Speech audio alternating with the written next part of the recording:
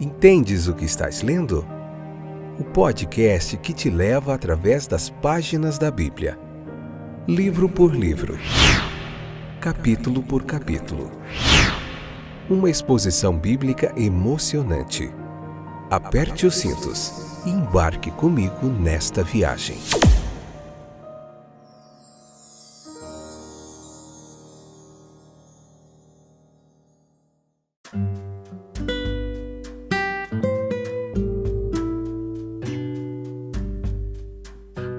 Olá, eu sou o Fábio, esse é mais um episódio do podcast Entendes o que estás lendo. Tudo bem com vocês? Que alegria tê-los de volta aí conosco para nós juntos aprendermos mais da Palavra de Deus. Estão animados? Então leia o capítulo 7, hoje nós vamos ler a parte primeira do capítulo 7 do Evangelho de Lucas. Episódio número 288, essa é a 4ª temporada. Vamos falar um pouquinho hoje sobre a fé em sua plenitude, representada pela atitude ali do centurião. Vamos lá. Então, veja que a grandeza da fé ali do centurião, ali no capítulo que você vai ler lá com calma, em oração, tranquilamente, ela é atestada pelo próprio Senhor e ele declarou que a fé dele era superior a qualquer outra que Jesus houvesse encontrado ali em Israel. Quando ele ouviu falar de Jesus, ele enviou claramente, então, ele não viu, ele não testemunhou suas obras, ele não ouviu sua sabedoria, ele estava sem a maior parte da evidência que estava diante das pessoas ali daquela vizinhança. Ele tinha apenas ouvido falar dele e ainda assim ele acreditava nele. Ele tinha uma visão muito humilde de si mesmo. E isso nós deduzimos pela sua ação ao enviar os anciãos dos judeus para interceder ao seu favor. É o que vemos no versículo 3. E de sua linguagem ao declarar que ele não era digno de que Cristo entrasse na sua casa. Versículo 6. No entanto, ele tinha tanta certeza da bondade de coração de nosso Senhor que estava convencido de que Jesus teria pena, misericórdia dele e o ajudaria, apesar da falta de merecimento que ele julgava ter. O envio da delegação, em primeira instância, mostrou a confiança do centurião no poder de Cristo. Mas a plenitude de sua fé nessa direção, ela foi manifestada no envio de uma segunda delegação, ao incumbi-los da mensagem mais marcante, os versículos 6 a 8. Ele era, disse ele, um homem que sabia bem o que significava comando e obediência. Ele estava acostumado a obedecer implicitamente aos que estavam acima dele em posição e também tinha o hábito de receber a obediência completa e imediata daqueles que estavam sob ele. Quaisquer que fossem as forças da natureza que este curador divino desejasse empregar, ele tinha apenas que fazer o mesmo. Ele tinha apenas que dar o comando e eles obedeceriam instantaneamente. Assim, o seu treinamento militar o ajudou a ter fé na autoridade e poder de Cristo, que o distinguiu acima dos outros e que trouxe a bênção que ele buscava, conforme nós vemos aí no versículo 10. Nós aprendemos muitas coisas aqui, preciosas. Nós aprendemos que a incredulidade em Jesus Cristo, ela é totalmente indesculpável em nós. E considere também como, em contraste com esse homem, nós tivemos acesso constante ao Salvador e nós somos filhos do privilégio no sentido mais amplo da palavra. Considere também que evidência nós temos diante de nós da disposição, do poder de Cristo para salvar em tudo o que ouvimos, lemos e vimos a respeito dele. Pode ser que algo em nossa constituição espiritual, em nossa formação religiosa, nos torne incapazes no início de exercer uma fé tão forte como aqui ilustrada. Isso não precisa e não deve nos impedir de fazer um apelo ao Salvador. Nem todos os que buscavam a sua ajuda tinham uma fé assim, mas ele também os curou.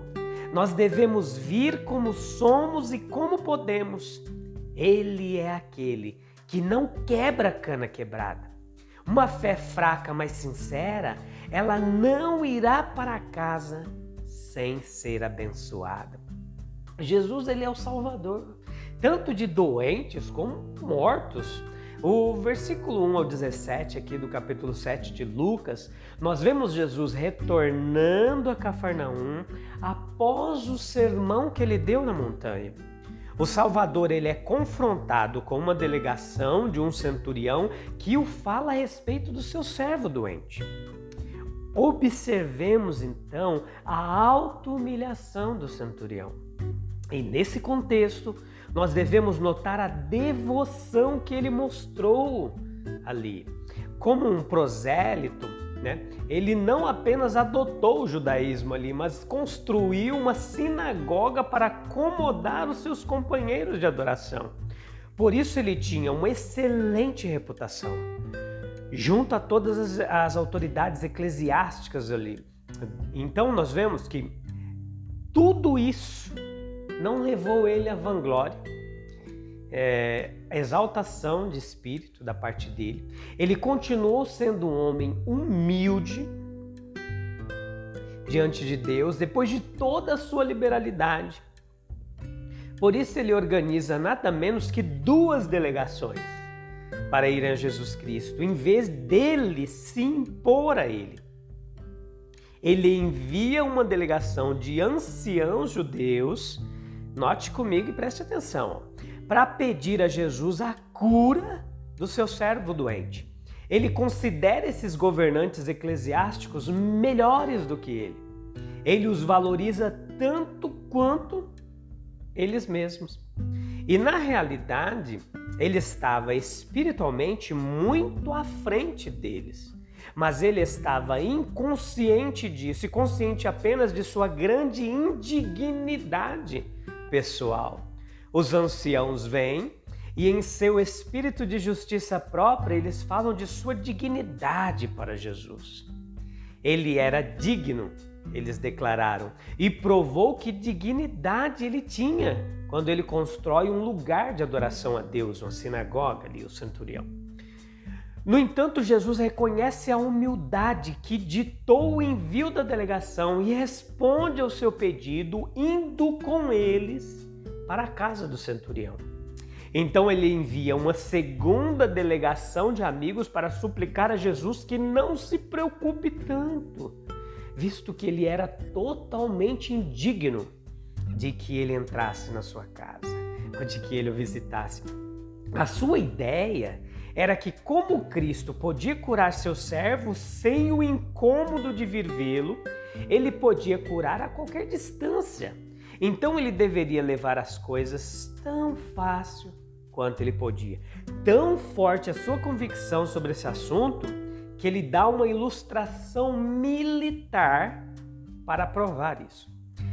Evidentemente, esse centurião olhava para aquilo com olhos de um soldado, e não podia olhar de outra forma. Para ele, esse mundo era um poderoso acampamento de forças vivas, no qual a autoridade era primordial. Então perceba que, sendo treinado em toda a obediência à lei militar, acostumado a prestar pronta submissão aos que estão acima dele e exigi-la dos que estão abaixo dele, ele leu a lei em todos os lugares e a lei para ele não significava nada menos que significasse a expressão de uma vontade pessoal. Foi esse treinamento através do qual a fé dele tomou uma forma.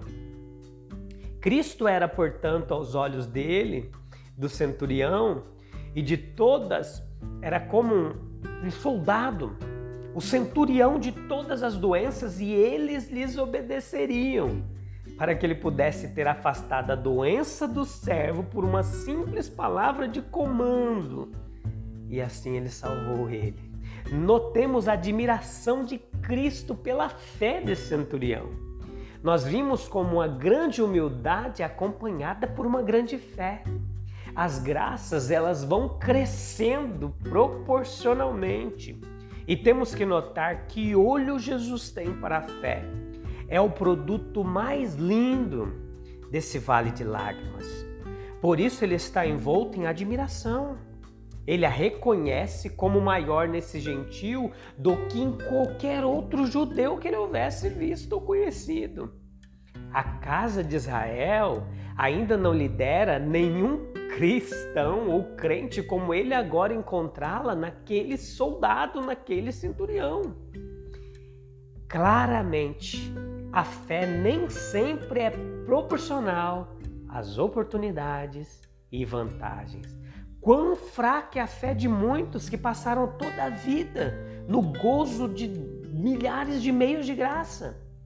Cristo, ele responde à fé forte com uma palavra de poder. Se ele continuasse pressionando a atenção e a casa do centurião, ele poderia ter levado o humilde cristão a suspeitar do poder de Jesus para salvar a distância, de ministrar a ele qualquer sentimento adicional de simpatia. Por isso ele falou: e a doença do servo partiu instantaneamente. Agora, esse milagre foi projetado para mostrar a beleza da simpatia cristã e o poder da intercessão e a terna graça do Salvador ao responder aos apelos dos seus servos. Vamos ter um interesse semelhante naqueles que nos servem ou estão de alguma forma relacionados conosco. Nós vamos trazer o caso deles perante o Senhor e Ele os ajudará por nossa causa e por causa de seu próprio nome também. Em seguida, nós voltamos para a ressurreição do filho da viúva de Naim. Nos versículos 11 ao 17, ele é o salvador dos doentes, mas ele é o salvador dos mortos também. Uma situação aparentemente difícil de ser solucionada, até mesmo impossível, e Jesus resolve.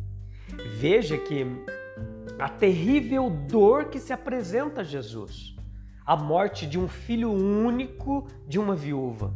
Ela ficou diante de Jesus em toda a sua solidão e mais solitária ainda pela proximidade da multidão. Agora, é para um Salvador que ela veio, aquele que jazia no seio do Pai, um membro da Trindade, que desfrutou de comunhão por toda a eternidade. Portanto, seu caso não o atraiu em vão. Ele não precisa de nenhuma intercessão. O seu coração solidário, ele assume o caso.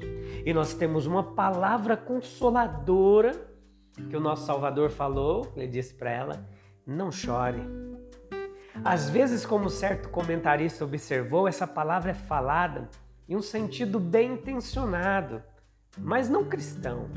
Por muitas crianças do mundo, como se o choro e o luto devessem ser descartados como fora de lugar.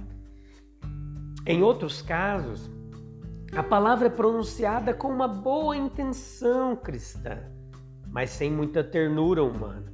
Mas Jesus nos mostra aqui quando deve ser falado. Ele quer que a viúva não chore, porque Ele afastará toda a sua tristeza. Verdadeiramente é Ele quem pode enxugar as lágrimas de todos os rostos, como João escreveu no Apocalipse. Se tivermos tal consolo para oferecer, nós podemos dizer: não chores. Mas se apenas repetirmos as palavras, sem oferecer nenhum consolo, elas provavelmente não serão de grande utilidade. É um contraste impressionante a conduta de nosso Senhor nessa ocasião e na ocasião da ressurreição de Lázaro, lá em João, onde ele chorou em vez de ordenar aos outros que não chorassem. Você pode ver lá, a gente tem esse episódio lá em João, falando de Lázaro, em João 11. E aqui a palavra poderosa que apoia a consolação. Versículo 14. Isso foi: jovem, eu te digo, levanta-te. E ele o faz como o príncipe da vida. O resultado é que aquele que estava morto primeiro sentou-se, depois começou a falar e a vida foi assim restaurada para ele. E as relações com os outros se seguiram. Jesus demonstrou assim que ele era a ressurreição e a vida. O versículo 15 acontece a restauração do jovem à sua mãe. E o propósito da ressurreição foi a restauração daqueles relacionamentos que a morte havia rompido tão rudemente. A mãe enlutada, ela pode regozijar-se novamente com seu filho e ver seu círculo familiar ser restaurado.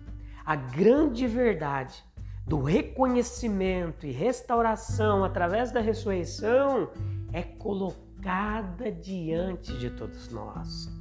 O efeito do milagre é visto sobre as pessoas, no versículo 16 e 17. Eles temeram, porque o milagre demonstrou que Deus estava terrivelmente próximo. No entanto, o medo os inspirou a glorificar a Deus pelo advento de tal profeta e pela visitação graciosa que ele trouxe. Eles sentiram que o milagre era eminentemente digno de Deus. Que fantástico, né?